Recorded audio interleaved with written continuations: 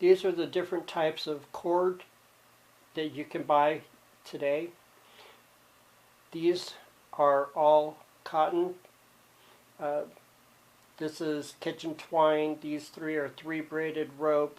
This one is clothesline. They're all dyeable. Hand dye, Brit dye, whichever. These two are jute. This one's 3-ply and this one's 6-ply. And these three are polypropylene. You have 2 mil, 4 mil, and 8 millimeter. You can buy sisal, but it's real hard to work with, and you have to be careful because it's coated in a chemical to keep bugs away from it. And you can also buy hemp, but it's really expensive. When you're working with the 6-ply jute, do it outdoors because it will shed. Its fibers will come apart and it'll end up all over your house. You can use it as an indoor hanger or indoor wall design or partition, whichever. But you really have to be careful that it's not going to shed all over your house. This is an overhand knot. It's like tying a balloon. Just make a loop and stick your ends through. Pull them all the way through. That's an overhand knot. When I have a long set of cords and I don't want them just flapping around when I'm working with other sets, I use a slip knot. And I take a knot similar to the overhand, but I don't pull all my cords all the way through. I pull a loop, so it looks like I have a top cord, a loop, a knot, and a lower cord. And it's really easy to get the knot undone. It's called a slip knot. You just hold the knot and you pull the tail and it comes undone. A lot of old pattern books will tell you to make a gather. This is how you do it.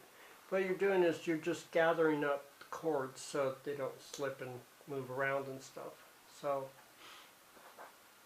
you take a length of cord, you make a loop end that's short, and you lay it on top of your cord so that the loop is on top. Then you take the rest of the long end of the cord and you wrap it around the whole bundle of cords. Don't make it super tight, but make it tight. Very cryptic there. You want it tight, but you're going to be pulling the cord into what you're wrapping. So you don't want to make it too tight, otherwise you won't be able to get it in.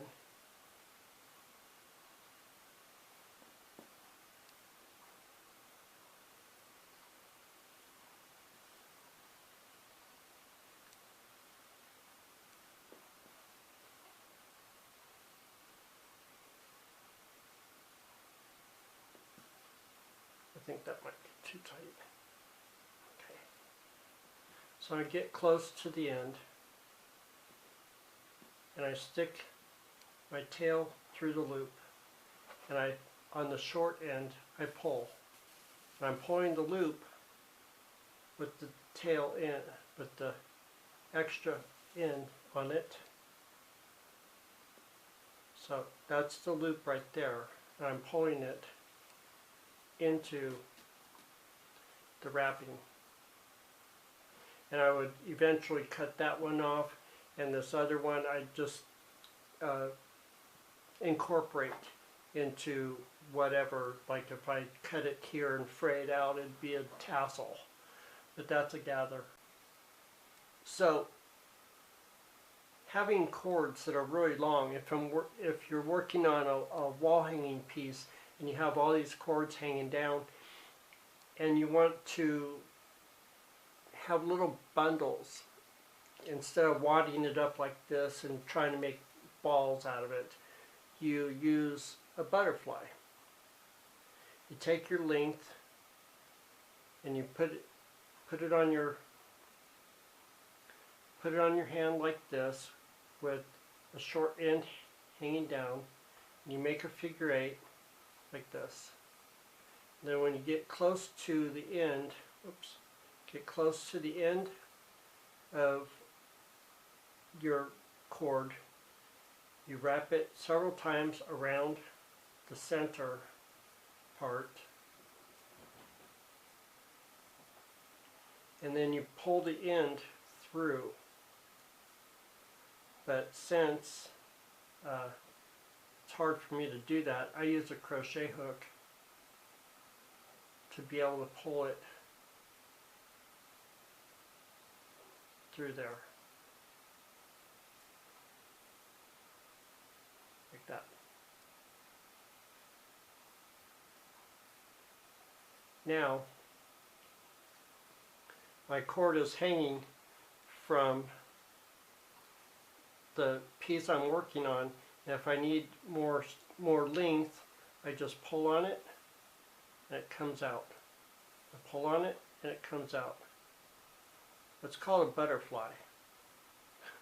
Whoops. Sort of didn't want to come out there. And it made a knot. Okay, cool. Just undo the knot.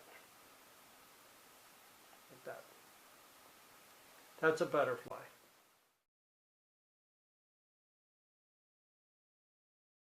You can make half knots with 4 cords or 3 cords.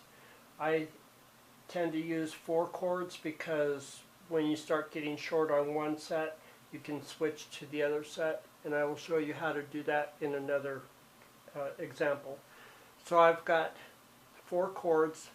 I have a right hand knotter, I have a left hand knotter, and I've got 2 cords in the center, and they're called fillers. So I'm going to do half knot. I take my right hand knotter, I put it underneath my 2 filler cords on top of my left hand knotter, and then I take my left hand knotter and I go across the front of the 2 filler cords and behind the right hand knotter, and that is a square, or that's a half knot. Now we're going to do a set of half knots, and it's going to be called a half knot sinnet. So it just means that you have more than 5 in a row. So then I take my right hand knotter, it goes behind my fillers on top of my left hand, take my left hand knotter across the front of the fillers and behind the right hand knotter, and you pull up. And then you take your right hand knotter, it goes behind your filler cords on top of your left hand knotter. Left hand knotter goes across the front of the filler cords and behind the right hand knotter, and you pull up. And then you take your right hand knotter, it goes behind your filler cords on top of your left hand knotter. Left hand knotter goes across the top of the filler cords and behind the knotter, right hand knotter, and you pull up. Take your right hand knotter behind the filler cords on top of the left hand knotter. Left hand knotter goes across the front of the filler cords and behind the right hand knotter. Right hand under on top of left, left across the top behind the right, and you start getting the spiral. That's doing the same repetition over and over again. Let's do it one more. Right hand knotter behind the filler cords on top of the left hand knotter. Left hand knotter across the front and behind the right. Right hand behind on top of. Left hand across the front behind the right. And you can see that you're getting a spiral. That is a half knot.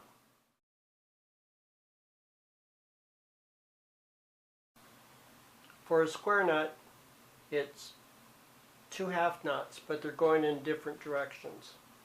So we start with the first half knot. Now I'm doing it right-handed, and I can show you left-handed afterwards. So right-handed, I take the right knotter and it goes under the filler cords on top of the left knotter. Left knotter goes across the top of the filler cords and behind the right hand knotter. And I pull it up. Now this is the other side of, it's the other half knot. So I take the left hand knotter and it goes behind the fillers on top of the right hand knotter. The right hand knotter goes across the front of the fillers and behind the left hand knotter. So there you have a square knot. Okay, so we'll do that again. Right hand knotter behind the filler cords on top of the left hand knotter. Left hand knotter goes across the front of the filler cords and behind the right hand knotter, and you pull up. Then you go left hand knotter behind the filler cords on top of the right hand knotter. Right hand knotter goes across the front of the filler cords behind the left hand knotter. And those are square knots. So now I'm going to show you the left way. It's just like the right, just backwards. Okay? You take your left hand knotter behind the filler cords on top of the right hand knotter. Right hand knotter goes across the front of the fillers behind the left hand knotter. And I'm not going to pull it all the way up. Then we do the right hand knotter behind the fillers on top of the left hand knotter. And left hand knotter goes on top of the filler behind the right hand knotter, and you pull it up. And it's just the opposite side of the right hand knotter. So we'll do it again. Left hand knotter behind the fillers on top of the right hand knotter. Right hand knotter across the front of the fillers behind the left hand knotter. Then we take the left hand knotter, the right hand knotter behind the fillers on top of the left hand knotter. Left hand knotter goes across the front of the fillers behind the right hand knotter. And let's see, did we do that right? We did not do that right. We made 2 half knots. So I pull it out like this.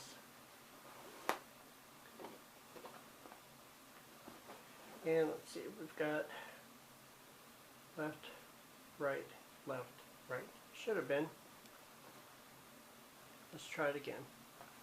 Right hand under, on top of, across front, behind. Yeah. That looks okay. Okay, so it's just the other way around.